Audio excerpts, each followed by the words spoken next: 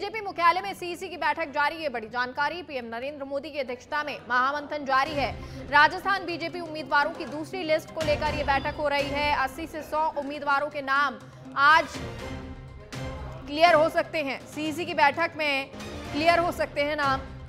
बैठक में बीजेपी अध्यक्ष जेपी नड्डा, गृह मंत्री अमित शाह मौजूद, रक्षा मंत्री राजनाथ समेत दिग्गज नेता मौजूद हैं। बड़ी जानकारी आपको दे रहे हैं सीईसी की बैठक को लेकर, क्योंकि लगातार ये बैठक चल रही है।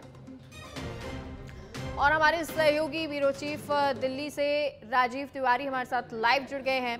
राजीव, क्या बैठक अभी भी जारी है?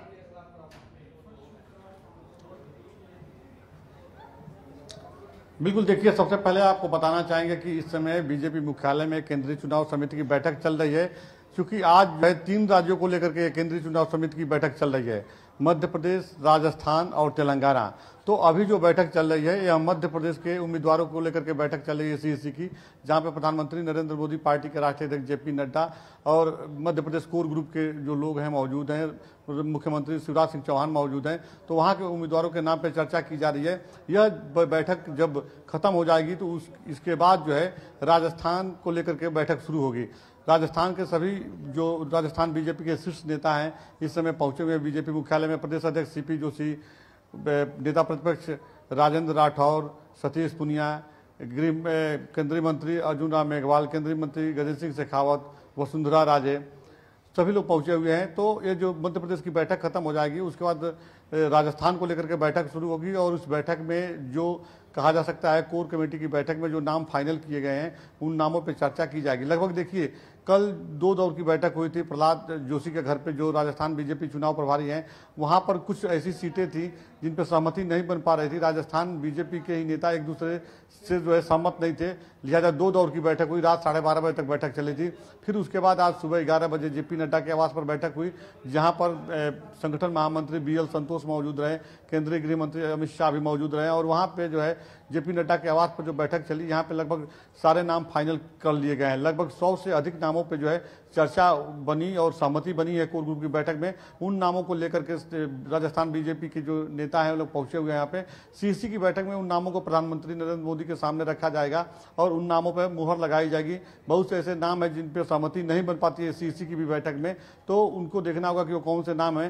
फिलहाल देखिए, सबसे बड़ी खबर यह है कि भारतीय जनता पार्टी इस बार जो है चौंकाने वाला लिस्ट जारी करने जा रही है। दूसरी लिस्ट जो होगा यह चौंकाने वाला होगा, क्योंकि बहुत से ऐसे सिटिंग विधायक हैं जिनका टिकट कट रहा है, जो उम्र के पड़ाव पे हैं, जो 75 प्लस हैं, वह टिकट की दावेदारी कर रहे हैं, उनका टिकट कट जाएगा। बहुत से ऐसे विधायक हैं जिनका विधानसभा क्षेत्र में जो है फीडबैक सही नहीं है, टिकट के जो दावेदार हैं उनसे जनता सहमत नहीं है, तो उन लोगों का टिकट कटेगा और नए चेहरों को मौका दिया जाएगा। एक बात सामने अभी आ रही है कि दूसरी लिस्ट में 2 केंद्रीय मंत्रियों का नाम शामिल होगा। राजस्थान से 3 केंद्रीय मंत्री हैं, अर्जुन राम मेघवाल, गजेंद्र सिंह शेखावत और कैलाश चौधरी। तो 2 केंद्रीय मंत्रियों का नाम दूसरी लिस्ट में आ सकती है। साथ ही 2 से 3 सांसदों का नाम आ सकता है, क्योंकि कल जब प्रहलाद जोशी के घर पर बैठक हुई थी तो 2 सांसद, कनकमल कटारा जो बांसवाड़ा से लोकसभा सांसद हैं और राजेंद्र गहलोत जो राज्यसभा सांसद हैं, उस बैठक में मौजूद रहे। तो एक संभावना जताई जा रही है कि इन लोगों को भी पार्टी चुनावी मैदान में भेजने की रणनीति पर काम कर रही है, तो उन लोगों का नाम भी जो है दूसरी लिस्ट में आ सकता है। जी राजीव, देखिए, जिस पैटर्न पे जैसे पहले लिस्ट आई, क्या उसी पैटर्न पर इस बार बीजेपी चलती हुई नजर आ रही है? क्या कुछ सीटें चेंज भी की जाएंगी? जो मजबूत सीट है उस पर एक नॉर्मल व्यक्ति या ऐसे व्यक्ति को उतार के कि आसानी से जीता जा सके, जैसा कि दिया कुमारी को उतारा गया विद्याधर नगर से, और एक जो मजबूत नेता हो उसको किसी ऐसी जगह से जहां से वो जीत हासिल करे। इस तरह के पैटर्न पर बीजेपी चलती नजर आ रही है।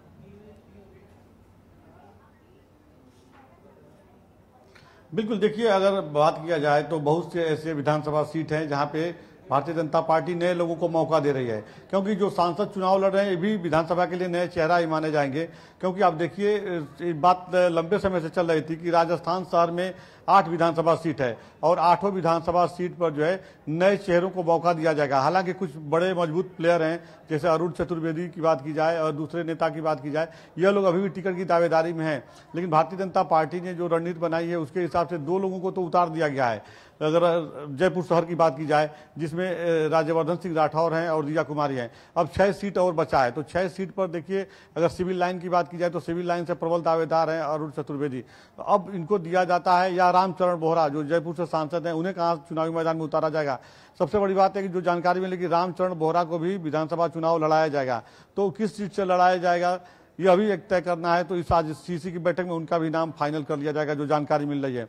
6 सीट पर भारतीय जनता पार्टी 3 सीटों पे, जो 6 सीट बचे हुए हैं, 3 सीटों पे जो है महिला उम्मीदवार घोषित करने की तैयारी में है।